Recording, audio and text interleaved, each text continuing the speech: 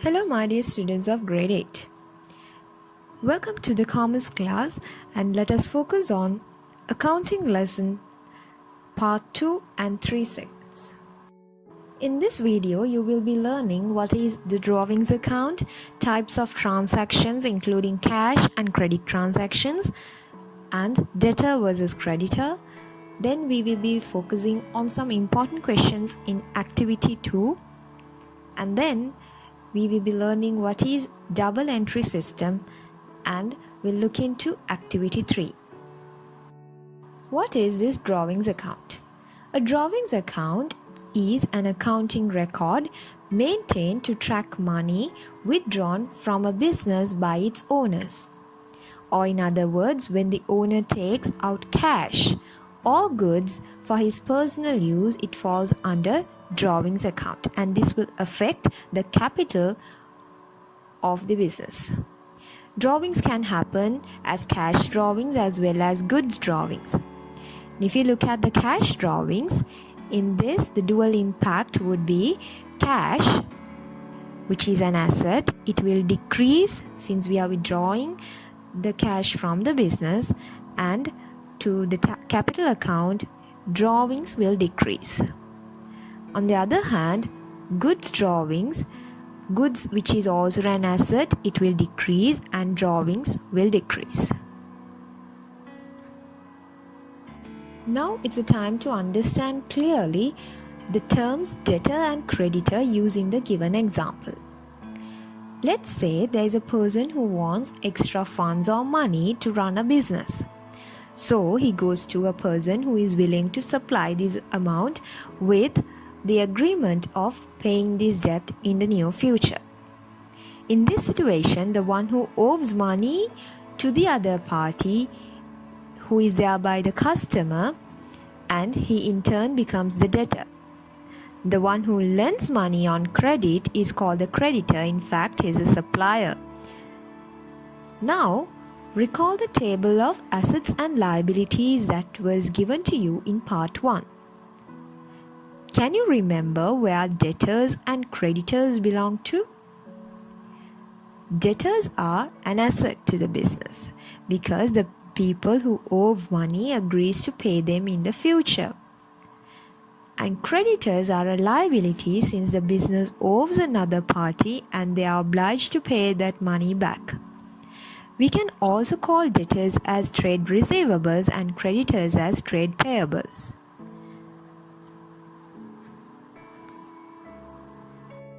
Now let us look into the two types of transactions, cash transactions and credit transactions. When we look at the cash transactions, these types of transactions have the value of the transaction settled immediately. When buying goods on cash and selling goods for cash, these types of transactions can occur. If you take buying goods on cash, in this case, the assets goods increases, at the same time cash will decrease. If you take a look at selling goods for cash, their goods will decrease and cash will come to the business and it will increase. But if you take a look at credit transactions, these types of transactions mean where you buy the product now and pay later. In this case, there is no settlement of the value immediately. When buying goods on credit, the goods will increase, but at the same time, your liability to pay for the particular supplier whom you took the goods from will also increase. We give that particular person a name which we learned previously. Yes, that is called a creditor. So your creditors will also increase in this case. Goods increase, creditor increases under liabilities. Look at selling goods for credit. In that case, goods will decrease because you're selling the goods, but you're selling the goods for credit and it's not settled immediately. In that case, in future, money will come to the business and these people who are going to give the money to the business are called debtors. These are both assets, and goods and debtors will fall under the assets column when you enter the transactions to the accounting equation. Have you ever come across a situation where you have to deposit the money that you have in your hand to a bank account? In this situation, two types of cash will include in our accounts, that is, cash in hand and cash at bank.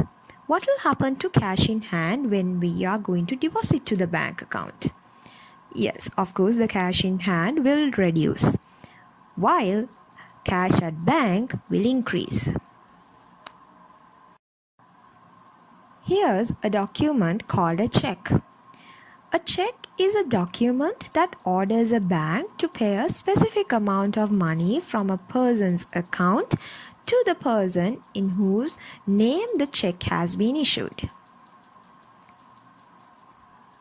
In this situation, when a check is issued and when you buy goods using a check or a check payment, the cash at bank will be affected. The effect would be in reduction to the cash at bank. The reasons why I explained few situations above regarding a check, cash and debtor versus creditor is because we need to do some transactions involving these particular terms and these accounts. So let's find out these transactions in the slides that come up next. Since we have already discussed question 1 and 2, let's do some important questions or discuss some important questions in question number 3. Entering the following transactions to the accounting equation question. Third transaction. Bought inventory by check for $1,000. In this case, as I previously also mentioned, when you buy something using a check, it will affect the cash at bank and it will definitely reduce the cash at bank. According to this transaction, the effects would be inventory will increase and therefore you have to write plus 1,000 inventory, and at the same time in your assets column, cash at bank will reduce by the same amount. Look at the fourth transaction. The proprietor introduces another $5,000 cash into the business. What happens in this situation?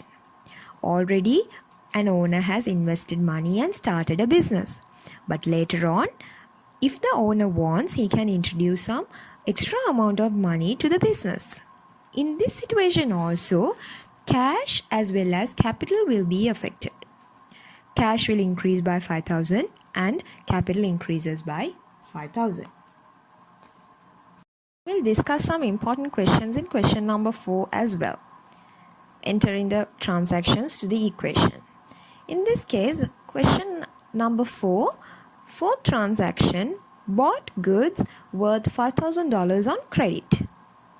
Now remember, this is not a cash transaction and the value is not settled immediately.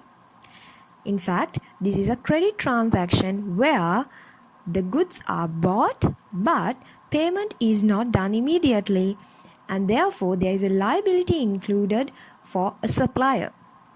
So as I explained, the liability here would be a creditor. The effects would be plus 5,000 goods under assets column and the liability here would be creditor. The description should be creditor under liabilities and that will also increase since you are buying goods on credit and your liabilities increases. Look at the fifth transaction. Bought goods for $4,000 paid by a check. In this case, cash at bank will be affected and goods or assets will increase at the same time minus 4,000 cash at bank because it is a payment made by check. The seventh transaction. Owner takes out $3,000 cash for his personal use. And inside the bracket here they have mentioned it as drawings. But as I explained in the first few slides, if you can remember, the owner taking out money from the business for personal use will definitely affect capital, and the description would be drawings. When you withdraw money from the business, cash will reduce, and at the same time under capital, minus 3,000 description would go as drawings. Another important transaction is sold goods on credit for $7,000. In this case, goods will decrease by 7,000. At the same time, when you do not settle the value of the good immediately, it's a credit transaction. Therefore, debtors increase since you are selling goods for credit. As you know, debtors are an asset to the business, so debtors will increase by 4,000 and goods will reduce by 4,000. I have highlighted two other important transactions also in question number 5. We paid a creditor $1,000. In this case, cash will decrease because we are paying using cash and it will fall under asset. And at the same time, our creditors will decrease or liabilities will decrease because we are paying off some amount of money that we owed to another party. Then the 15th transaction, a debtor paid us $5,000 in cash. These are cash transaction, but the debtor has paid us or the business. Therefore, the debtor's value will decrease, and as you know, it falls under asset. And at the same time, as the debtor has paid the business with some cash, cash will increase, and that is also plus 5,000 cash under the assets column. Double entry system part 3. Double entry system in accounting shows the double effect of each transaction recorded in the appropriate accounts. We are going to use two important terms, which are two equal and corresponding sides in the double entry system. These two sides are known as debit, which is denoted as DR, and credit, denoted by CR. The equality of debits and credits provides a basis for the double entry system of recording transactions.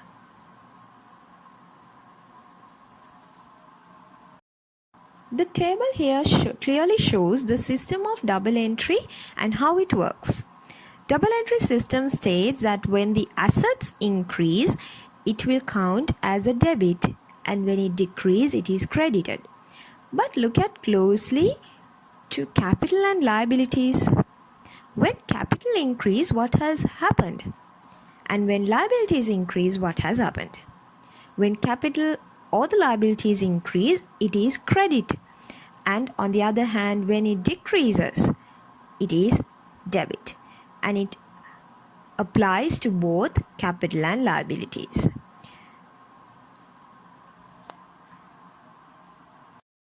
Now let us understand how to do the double entries for cash and the credit transactions that we did the dual impact for.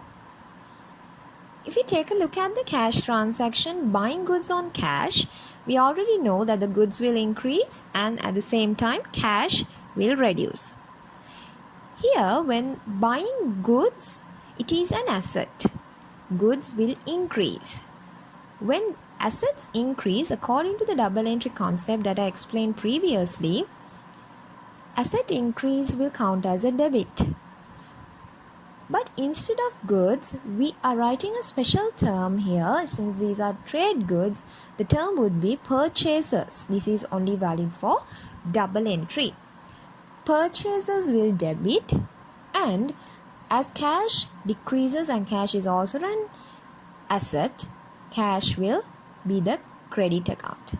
Purchases debit, cash credit, since both are assets. Always remember, each transaction will have a debit and a credit.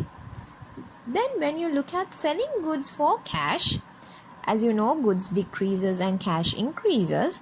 Here the term that we give instead of goods is sales. This is a special term used in double entry. Sales will be always credit. and purchases will always be debit. Please remember that purchase is debit, sales credit.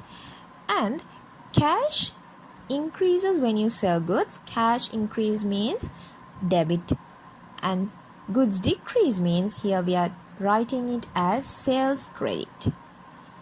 Credit transactions, when you buy goods on credit, creditors will increase and goods will increase. Creditors are a liability. When liabilities increase, we put it under credit, and when goods increase, we write it as purchases debit according to the double entry. Selling goods for credit, debtors increases, goods decreases, both are assets. When goods decrease, we write sales. Sales will be the credit account, and debtors will be debit since they are both assets here.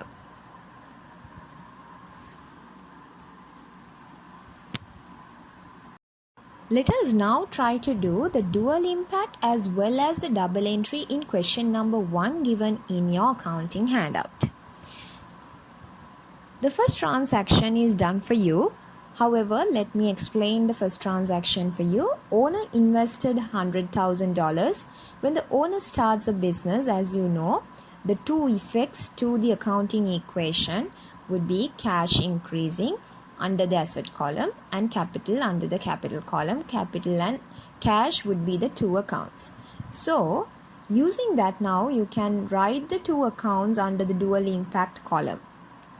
Without the amount, you can write plus cash and plus capital, because these are the two accounts that will affect this transaction when it happens. Look at the double entry. So when cash increase, as it is an asset increase a debit, and capital increase is counted as a credit. So this double entry is correct since there is one debit and one credit. Look at transaction number 2 in question number 1. Obtained a loan for $50,000.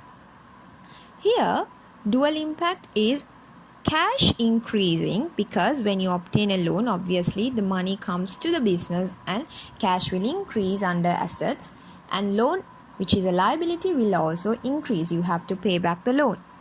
So here the double entry would be cash, since it is an asset, cash will be counted as a debit, and liability, the loan will count as the credit account.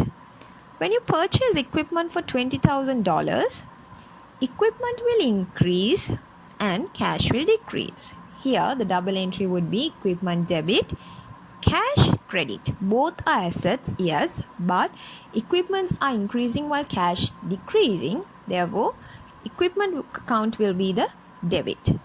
Paid bank loan $5,000. When you pay the bank loan will reduce, cash will also reduce. So your liabilities as well as assets are reducing. Liability reducing means it is a debit. Liability decrease is a debit according to the double entry concept. But cash, when it decreases, it is an asset, therefore it is a credit. Depositing cash in the bank for $30,000. As you know, there are two types of cash that we have to mention here: cash in hand and cash at bank. So as I explained previously, cash in hand will reduce and cash at bank will increase. So those are the two accounts under dual impact. But when you look at the double entry, when cash in hand reduce, both are assets here, cash in hand and cash at bank. Cash in hand reducing is debit, asset.